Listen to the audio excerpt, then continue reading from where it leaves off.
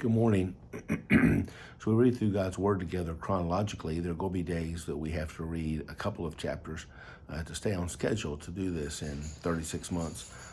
Today is one of those days. We're reading Genesis chapter 3 and Genesis chapter 4. Tomorrow, the Lord willing, I'm preaching from Genesis chapter 3 in the morning on the temptation, the fall, and the evening, the consequences of that failure. But a part of our reading for today is also Genesis chapter 4. And in Genesis chapter 4, we find how the sin's effect on humanity escalates quickly in the world. In Genesis chapter 4, we have the first humanistic worship. It's worship absent faith and grace, as Cain comes to worship with the best that he can offer. We find the first murder. It's interestingly enough, in Matthew chapter 5, Jesus commenting on the sin of murder, he said, "You've heard it's been said, you shall not murder."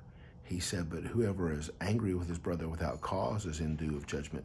Whoever calls his brother a fool is in danger of hellfire." And so we have certain sins condemned because they are simply conscionable. Exodus 20, God's law, thou shalt not kill.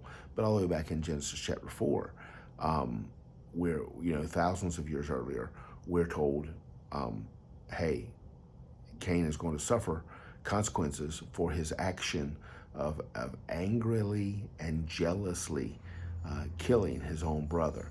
And we see how God handles that and how God deals with that. So I encourage you to stay in line with your reading. Avoid the sins of Cain, the sins of human pride, jealousy, anger, and murder, and stay on track with us. Looking forward to the Lord's Day tomorrow and our worship together.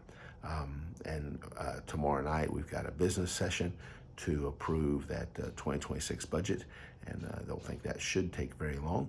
And trust that you'll have a great weekend for the Lord's glory. May God richly bless you.